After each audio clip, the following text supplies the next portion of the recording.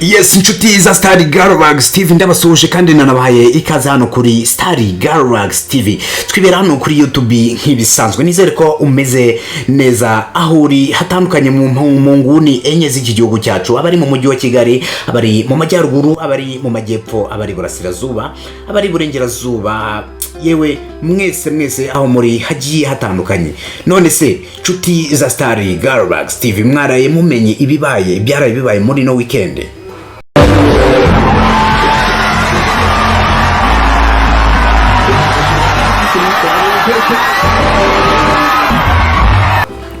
Yes, iyi ni weekend nkuko nabikubwiye, yaririmo amashow menshi cyane nkuko nabikubwiye mu minsi yashize.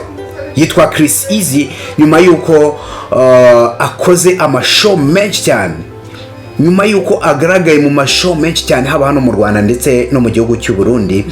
Chris Easy yaraye yakoze amateka atazigera asibangana hariya i Lusaka mu gihugu cya Zambia. Ni igitaramo Chris Easy yakoreye hariya mu gihugu cya Zambia, dore ko ari n'ubwa mbere akoreye igitaramo hanze ya East Africa.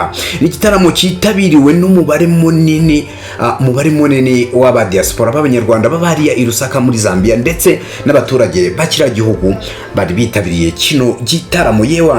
Witwa Chris Easy akomeye kwagura industry y'umuziki nyarwanda kabisa no hanze ya East Africa. Chris Easy kuri ubu ngubu nyine ari kubarizwa hariya i Lusaka hanze y'u Rwanda, hariya niho ari kubarizwa kabisa mu gihugu cya Zambia. Iki gitaramo ni igitaramo cyitabiriwe n'abaturage benshi cyane.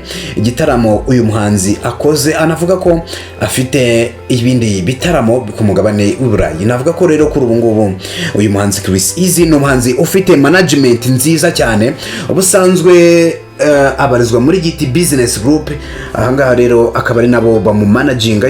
N'ubundi iki gitaramo ni igitaramo yagiyemo ari kumwe n'uyu manager wiwe Junior GT, ari kumwe ndetse n'irindi tsinda ryamuherekeje hariya muri Zambia. Nka manager we rero yatangaje yuko yishimiye ukuntu yasanze Chris Easy akunzwe cyane hariya mu gihugu cya Zambia. Yasanze naho afiteyo abafana batari bake cyane. Guys, rero muri weekend yashize nakubwiye ko Chris Easy ari mu banyarwanda batanu batoranyijwe kuzitabira ibihembo bya Trace Award, cyangwa se rino rushanwa rya Trace Award rizaba rinabera hano mu Rwanda. Icyabaye rero muri no weekend n'ubundi habaye navuga ngo igitaramo cyo kumurika abanyarwanda bazitabira rino rushanwa. Kuvuga ngo harimo Bwiza, harimo Ariel Ways, harimo Chris Easy, harimo Kenisol, harimo na Bruce Melody. Ariko aba bombi batatu muri bo ntago bigeze bagaragara. Witwa Bruce Melody ntago yigeze agaragara, witwa Kenisol ntago yigeze agaragara, witwa Chris Easy nawe ntago yigeze agaragara. Ariko impamvu nta yindi, Chris Easy murabyumva n'ubundi yari afite show hariya i Lusaka muri Zambia. Yarafiteyo show yararimo ahereza ibyishimo nyine abanyazambia hariya. Ni nako rero ku rundi ruhande abo bandi nari nkubwiye hejuru, yaba Bruce Melody yaba Kenisol, ntago nabo bigeze bagaragara muri birori nyine byabaye byo kumurika abahanzi nyarwanda batoranyijwe bagomba kuba bitabira ibihembo bya Trace Award, bitabira rino rushanwa rya Trace Award. So umwe rero mu bateguye iki gikorwa cya Trace Award, unavuga cyane rikijyana hano, yagize ati ibi bigaragaza isura mbi ku Rwanda kandi bishobora no kugira ingaruka ku bahanzi batitabiriye iri rushanwa ndetse n'iki gitaramo. Ubwo ni ukuvuga Bruce Melody ndetse Kenisol ndetse na Chris Easy. Bifatwa nanone ku rundi ruhande nk'agasuzuguro, kandi Trace Award ni ikintu kinini kitakabaye gisuzugurwa n'abahanzi bo mu Rwanda, kubera ko urwego rwa industry y'umuziki nyarwanda ntago ruri hejuru y'iri rushanwa rya Trace Award. Rero sinzi impamvu aba bahanzi batitabiriye kumurika iki gitaramo cyo kumurika abahanzi nyarwanda bazitabira iri rushanwa rya Trace Award. Twabashyize mu kuzahatana mu byiciro bitandukanye, ubwo rero ntago nzi impamvu batitabiriye. Ngayo nguko rero. None se Chris Easy ko atari mu Rwanda, abandi bo bari hehe? Bruce Melody yagize ati babimenyesheje batinze, rero ntago nari kujya mu bintu bintunguye kandi ntapanze. Ikindi kandi email yabo yangezeho itinze rwose, bigaragara ko communication yabo nabo yatugezeho itinze. Chris Easy we rero nyuma y'iyi show biravugwa ko akomereje izindi show mu gihe ku mugabane w'i Burayi, dore ko ariho azaba ataramira abakunzi b'umuziki bagiye batandukanye. Ken Solo nawe ati nanjye email yangezeho itinze, niyo mpamvu ntigeze nitabira ibyo birori byabo, ariko nubundi iyo babimenyesha kare nubundi ndakeka ntari kuza kubera ko nari mfite inzindi gahunda nibereyemo kabisa. Rero nkuko byagaragaye hano buri wese yari yihugiyeho ku giti ciwe, ariko nkuko uyu yabivuze ko byatanze isura mbi ku gihugu cy'u Rwanda, kugira ngo twese turi kubibona cyangwa se turi kubifata mu buryo bugiye butandukanye, buri wese afite uko ari kubifata kabisa. Rero amakuru dukomeje kuri no nkuru ya Chris Easy, dore ko ari nayo nyamukuru, n'ubundi yamaze kuba nyine atangaza ko ibitaramo abikomereje ku mugabane w'i Burayi, ariho agiye kuba ataramira abanyamuziki ndetse n'abakunzi be batandukanye cyane. Amakuru dukesha bamwe mu bantu ba hafi